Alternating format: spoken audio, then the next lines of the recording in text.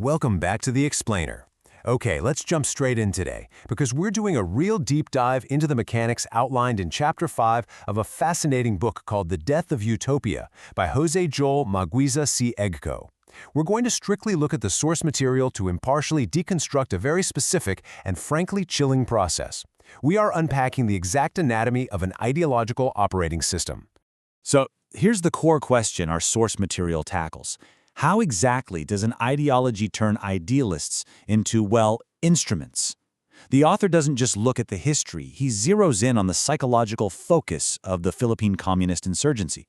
What we're doing today is an impartial, step-by-step deconstruction of this process, using the author's own framework. It's just a fascinating look at the human mind under pressure.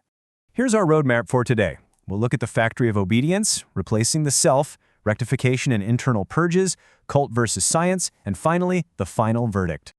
All right, kicking things off with Section 1, the factory of obedience. The author makes a pretty intense assertion here. The movement functions literally like a factory. It is explicitly designed to systematically recruit individuals, indoctrinate them, exert total control, and, above all else, ensure absolute obedience. It's almost like a mechanical process, but applied to human lives. And this is really where it all starts. According to the text, law number 1 is doctrine before reality.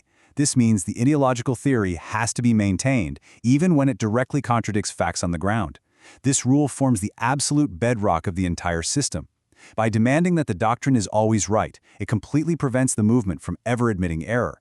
If the real world doesn't match the theory, well then the real world is wrong. Moving right along to Section 2, replacing the self.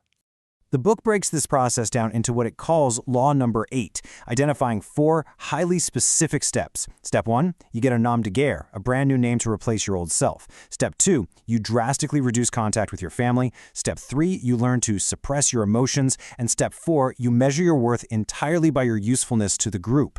The text argues that walking through these exact 4 steps effectively reorganizes a recruit's identity from the ground up. The quote here really says it all. Once fully inside, your identity is reorganized.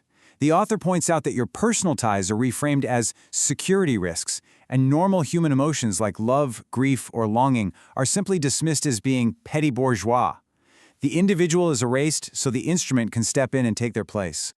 Which brings us to Section 3, rectification and internal purges. Now this leads us to what's arguably the most dangerous question for any closed ideology. What happens when this self-proclaimed scientific prophecy completely fails? When the predicted future simply doesn't arrive. Well, the source highlights a very dark piece of jargon used for exactly this scenario: rectification. The author defines this as a bureaucratic term the party uses to announce and ultimately disguise internal mass killings, torture, and purges of its own base. Because remember law number 1, when reality contradicts the doctrine cannot be wrong, therefore someone on the inside has to be to blame. So, when prophecy fails, the doctrine blames sabotage.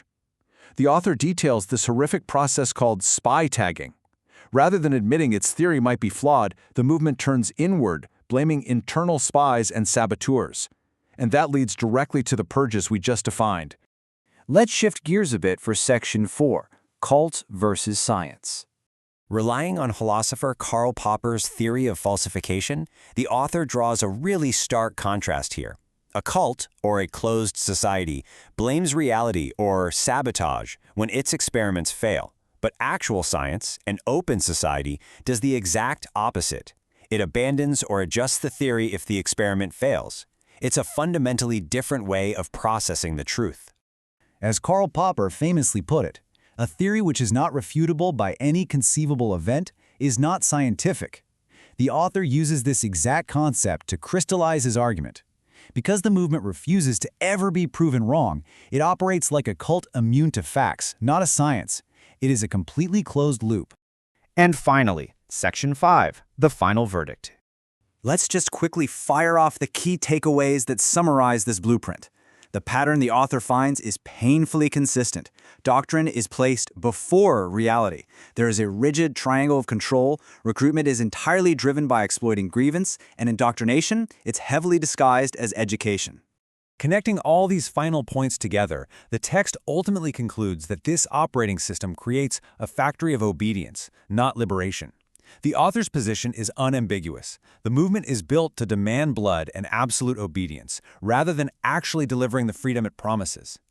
So I want to leave you with this final, provocative thought from today's deep dive. What is the true cost of absolute obedience? When a system absolutely refuses to be corrected, the real-world consequences, as this source material outlines, are truly devastating. Thanks so much for joining me on this explainer. Keep learning, keep questioning, and I'll catch you next time.